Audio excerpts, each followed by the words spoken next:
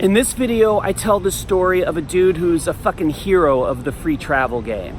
He's not a hobby guru or a blogger. He's just a guy who arbitraged $3,000 in grocery bills into $18,000 in travel rewards, an $800 tax rebate, and lifetime gold status with a major airline. That's playing the hobby in God mode, if you ask me.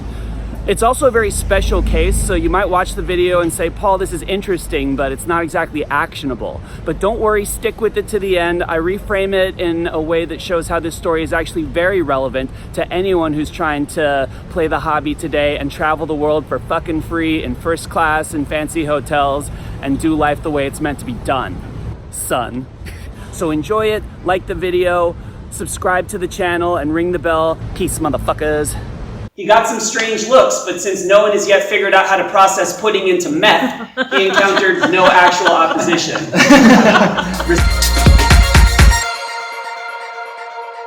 Who here knows the name David Phillips? Ring any bells? David Phillips? No? It's a trick question. It's a super common name. I know like 3 guys named David Phillips. Common in English. Let me narrow it down. Who here has heard of the pudding cup frequent flyer mile guy? No one?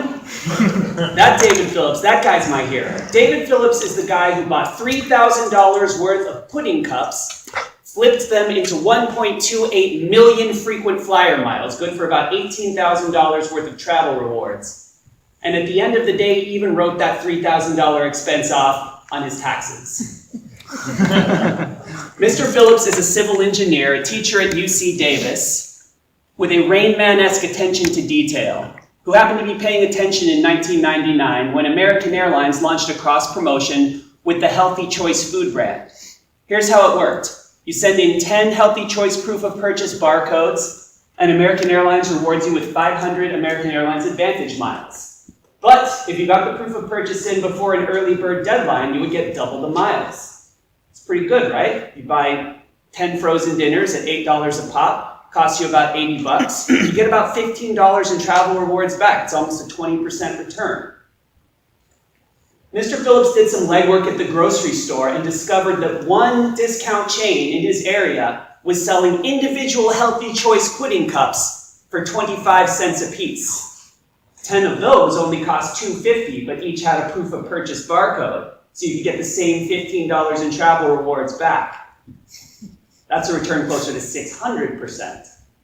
And thus began the great Davis, California pudding cup buying odyssey of 1999.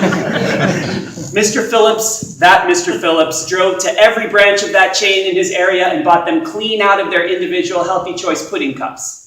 He got some strange looks, but since no one has yet figured out how to process pudding into meth, he encountered no actual opposition, responding to incredulous inquiries that he was stocking up for Y2K. Period reference. At the end of the day, Mr. Phillips had acquired what the Europeans might describe as a metric shit ton of pudding. Good to stock his American Airlines account with $18,000 in travel rewards. But first, he had to peel proof of purchase labels off of 12,800 pudding cups while still earning a full-time income.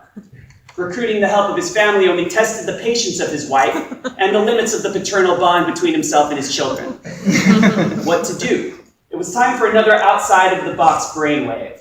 Shout it out. Who might be interested in a surplus of packaged food? Food banks. What? Food banks.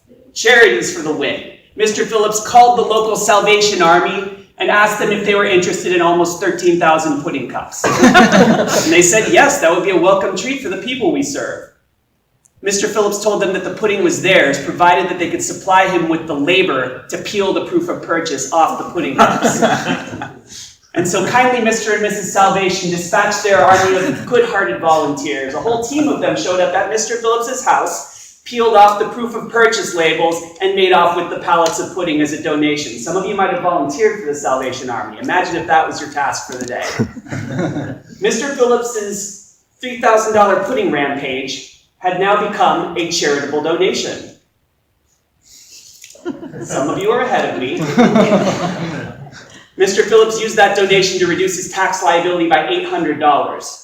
For those of you not keeping score at home, that puts his out-of-pocket at $2,200 and his windfall of frequent flyer miles closer to an 850% return.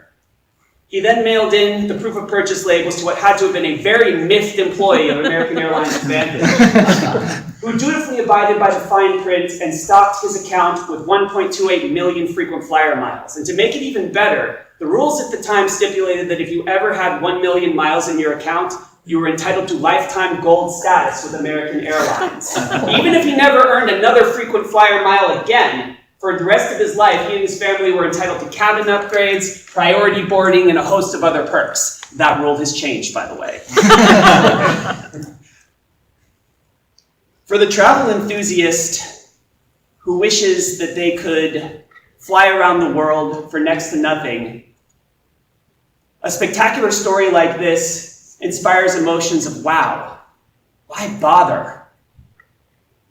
Some folks just get lucky. American Airlines and Healthy Choice aren't going to make that mistake again.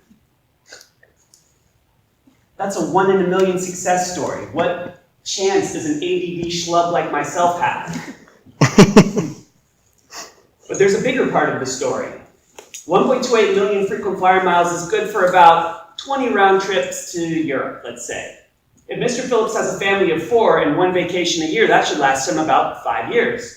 That's better than a punch in the balls, but it's not exactly earth-shattering. But the article that I cribbed the details of this story from made an easy-to-overlook point, and I quote, this is Karl Smallwood from Gizmodo. David will likely never run out of air miles, because he's still earning miles about 5 times faster than he's spending them, despite traveling quite often, thanks to various frequent flyer mile incentive programs he keeps an eye out for and exploits, just like the pudding scheme. David Phillips' story was my first exposure to what a certain subculture of travelers calls the hobby, with a capital H. A much less flashy but more sustainable discipline by which you can fly around the world for pennies on the dollar without having to actually be a frequent flyer mile earner, like earning frequent flyer miles from travel purchases, just by leveraging frequent flyer mile offers that happen all the time. Since starting into the hobby 3 years ago, I've been to Asia, Europe, South America, and Africa 9 times, 11 new countries. Just this past week, I booked Houston to Tokyo, round trip, first class, live flat seat, champagne and caviar, a seat that retails for $22,000 if you're lucky. I only paid $260 out of pocket. And the best part is, I didn't have to buy a single pudding cup.